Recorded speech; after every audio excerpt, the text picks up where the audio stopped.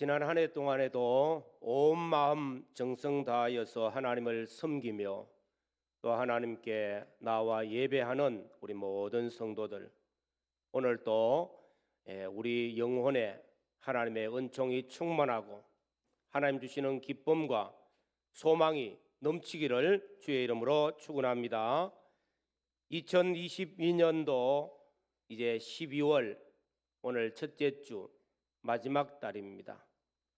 이 달을 가리켜서 성탄의 달이라, 성탄의 계절이라고 말합니다. 예수 그리스도의 탄생을 기념하고 또 예수 그리스도의 탄생을 통하여 우리에게 주시는 교훈을 받아서 우리 믿음의 아름다운 결실을 잘 맺어서 한 해를 마무리하는 복 있는 성도들이 되시기를 주님의 이름으로 축원합니다.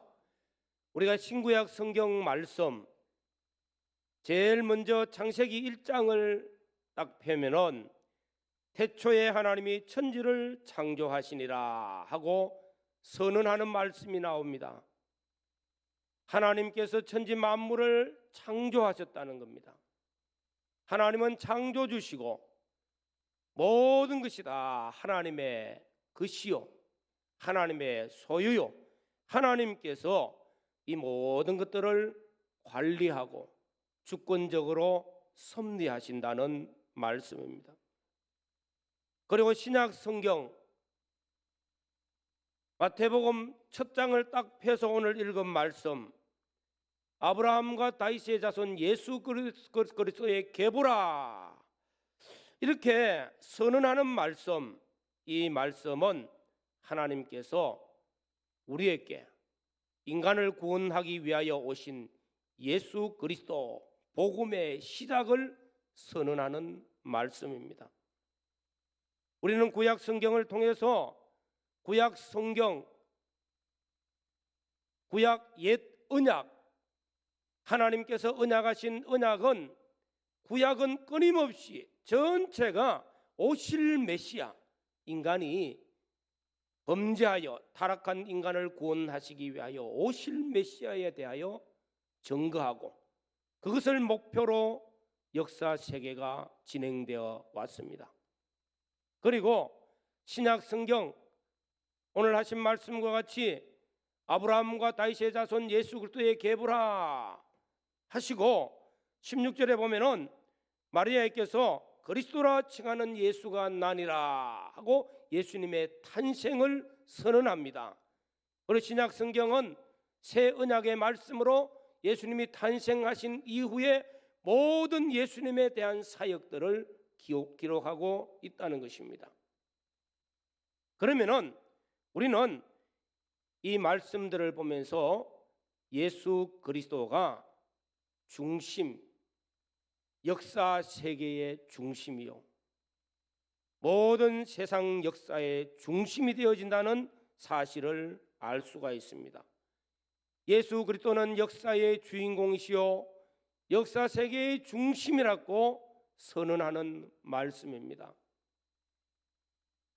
우리가 이제 2022년도가 끝나고 2023년도를 곧 맞이하면서 카렌다를 다 받아가지고 왔습니다.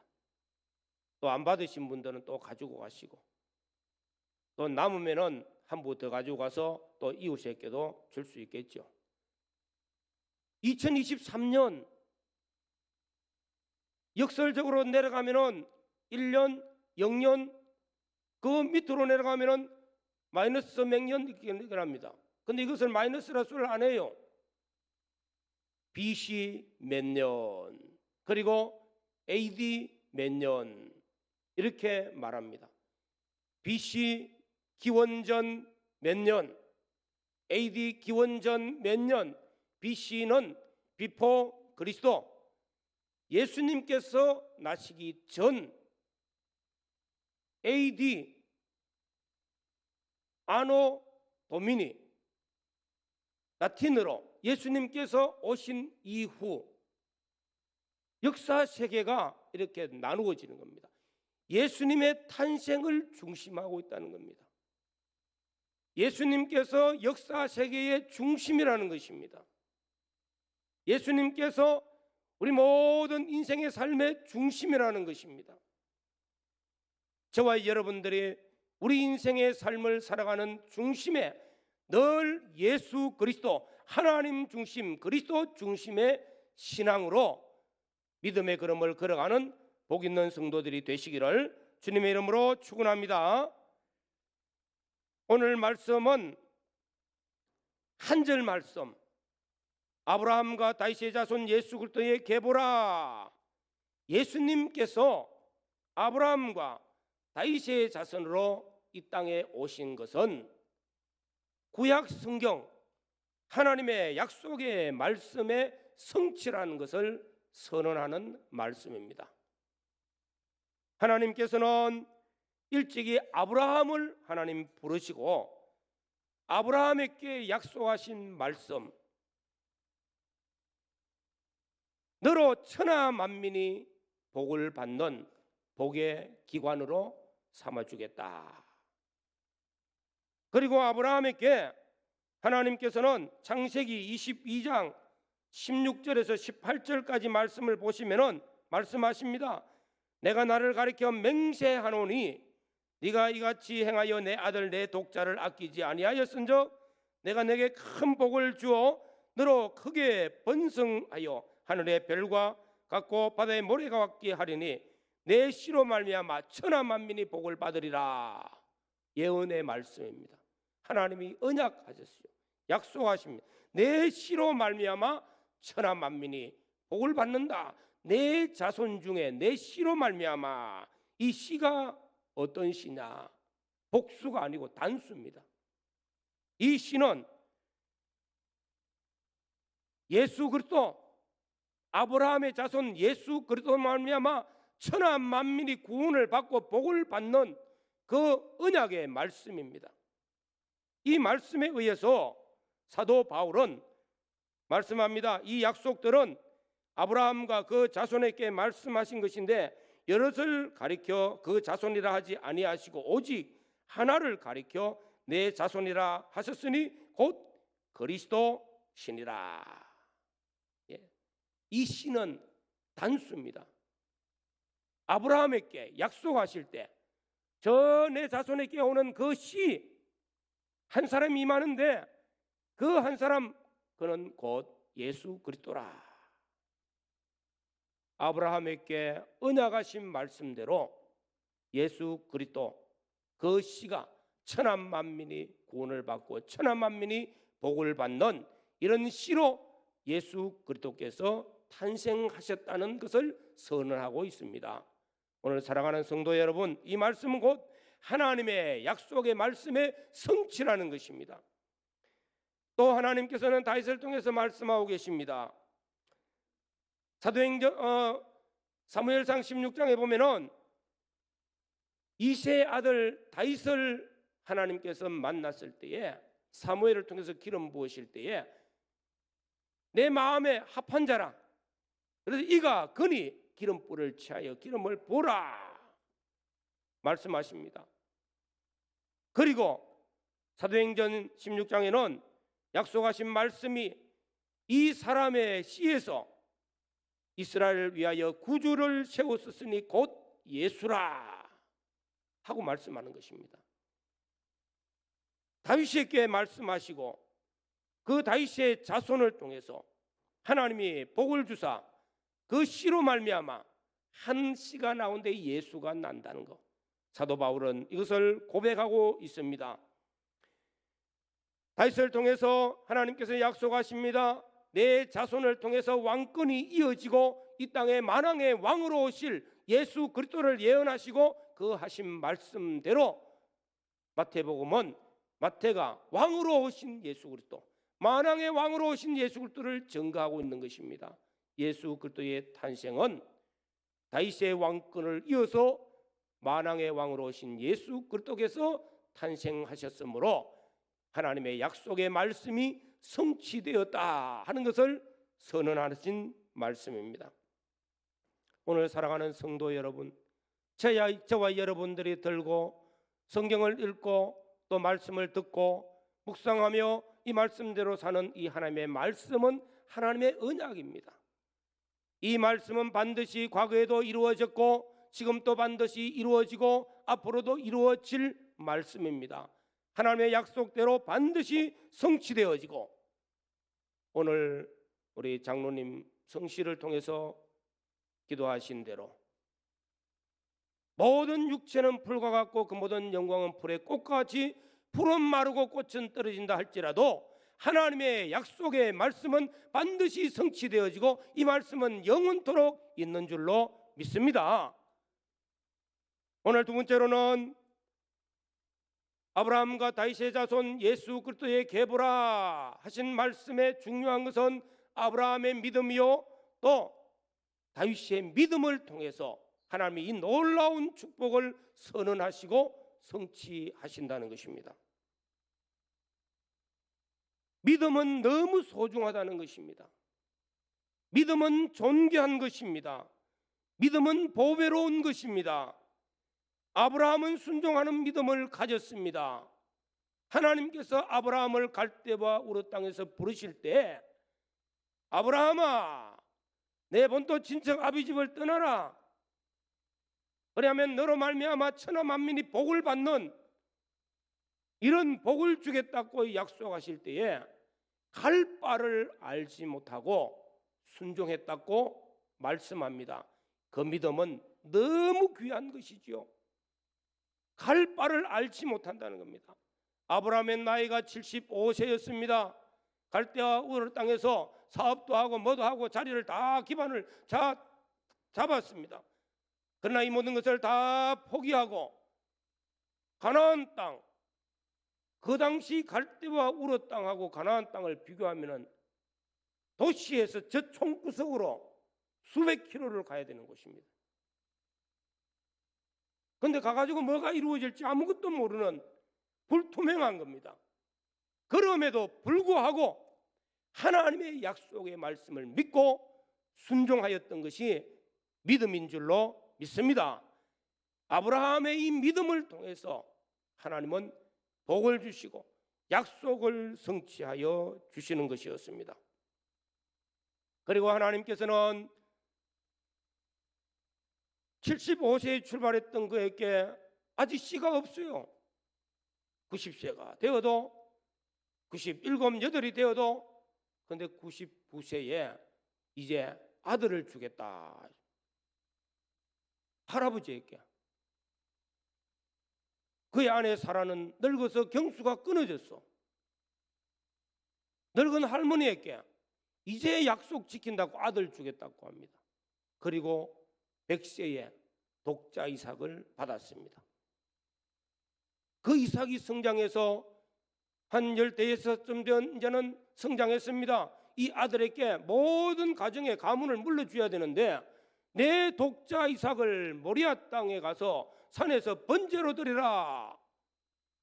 기가 차는 명령입니다. 아무리 하나님의 명령이지만은 이런 명령이 있을 수가 없어요. 이삭을 다 키운 이삭을 잡아서 번제로 하나님 앞에 드리라는 것입니다. 그런데 아브라함은 순종을 하는 거예요. 그 순종이 진짜 이루어지나 안 이루어지나 끝까지 기다리는데 모리아 산에서 이삭을 제단에 올려놓고 칼로 내리치려는 그 순간까지 하나님은 기다리셨다가 그때서 아브라함아 아브라함아 네가 정말로 나를 사랑하는 줄을 이제야 알았노라 하시고 내 자손으로 말미암아 천하 만민이 복을 받는 그런 자손을 주겠다고 그런 씨를 주겠다고 약속하신 겁니다. 그 약속의 성취가 예수 그리스도입니다. 아브라함은 이런 믿음을 가졌습니다. 이런 믿음을 통해서 하나님은 약속을 성취하시고 이런 믿음을 통해서 하나님은 복을 주시고 하나님의 놀라운 역사들을 나타내시는 줄로 믿습니다. 다윗, 하나님께서는 다윗을 만났으니 내 마음에 합한 자라. 사무엘상 16장에 보면은 이스라엘의 2대 왕을 세워야 됩니다. 사울 왕을 하나님께서 마음에 안 들어서 버리고 그가 하나님 앞에 범죄하여 버리고 다시 왕을 세워야 되는데 이새의 집에 갔는데 아들 8명이라 첫째, 둘째, 셋째 다 봐도 7째까지 봐도 하나님 마음에 안 든다는 거예요. 마지막 8번째에 이가 거니 하나님이 너무너무 기뻐서 이가 거니 내 마음에 합한 자라 기름을 부어라. 기름을 부어서 이스라엘의 왕으로 세우시고 하나님께서는 이스라엘 역사에 전무후무한 그런 놀라운 역사를 이룬 왕으로서 나라를 세웠습니다. 지금 또 이스라엘 국기에는 별이 있거든요. 그 별을 다윗 별이라고 합니다. 이렇게 하나님께서는 다윗을 보실 때 다윗의 믿음을 보시고 하나님께서는 복을 주시기로 약속하십니다. 언약을 선포하십니다. 내 씨로 말미암아 천하 만민이 복을 받는 그 약속을 하십니다. 다윗의 믿음을 보기에는 열왕기상 15장 4절 5절에 보면은 그 하나님 여호와께서 다윗을 위하여 예루살렘에서 저에게 등불을 두시되 그 아들을 세워 후사가 되게 하시고 예루살렘을 견고하게 하셨으니 이는 다윗이 햇사람 우리아의 일 외에는 평생에 여호와 보시기에 정직히 행하고 자기에게 명하신 모든 일을 어기지 아니하였음이니라. 하나님이 명하신 것들을 다 준행하였다는 것입니다. 이 믿음을 하나님이 보시고 기뻐하시는 것이었습니다. 다윗은 하나님을 극진히 사랑했습니다. 그래서 시편을 읽으면은 다윗의 시에 내가 주를 사랑하나이다 하는 고백들을 많이 합니다. 환난에 처해서 건져주신 그 하나님, 내가 주를 사랑하나이다. 이런저런 역사 가운데 내게 일하신 하나님을 체험하고 하나님 내가 주를 사랑하나이다. 그 사랑 입술의 고백만이 아니고요, 인생의 마지막 노년에 자신에게 전쟁으로 인해서 얻어진 전리품들, 수많은 재물들, 하나님의 성전을 건축하기 위해서 다 드리겠습니다. 주의 것이온즉 주를 위해서 쓰십시오 하고 내놓는 겁니다. 그 마음속에 뭐가 있습니까? 중요한 것은 하나님을 사랑하는, 그 어떤 것보다도 하나님을 극진히 사랑하는 그 믿음이 그 속에 있다는 것입니다. 아브라함과 다윗의 그 믿음을 그 누구보다 기뻐하셨어요. 그래서 예수 그리스도 구약 성경에서 계속 메시아가 오실 것이다, 메시아가 나실 것이다, 메시아를 소망하는 그들에게 메시아가 탄생하셨을 때에, 그리스도가 나셨을 때 딱 선언합니다. 아브라함과 다윗의 자손 예수 그리스도가 나시니라. 이 얼마나 놀라운 말씀입니까? 하나님은 믿음을 이렇게 좋아하시고 믿음을 귀하게 여기신다는 것입니다. 하나님은 믿음의 사람을 붙드시고 놀라운 역사를 이루신다는 것입니다. 가치를 말하기 위해서입니다. 영국의 어떤 악기점에, 베처라는 상호를 가진 악기점에 어느 날 험루한 옷을 입고 추운 겨울날 고물 바이올린을 하나 가지고 들어왔어요. 배가 고파서 이것 좀 받으시고 돈 몇 푼만 주시면은 내가 오늘 먹고 살 수 있는데 하고 악기를 가지고 왔어요. 너무 불쌍해서 돈 몇 푼을 드리고 그 악기를 받았습니다. 고물이죠. 그런데 가고 난 다음에 닦아서 보니까 소리가 그런 대로 잘 나요. 소리가 괜찮네. 그래서 안팎을 싹 닦는데 바이올린 안에 글씨가 섞여 있습니다. 안토니오 1704년에 제작했다.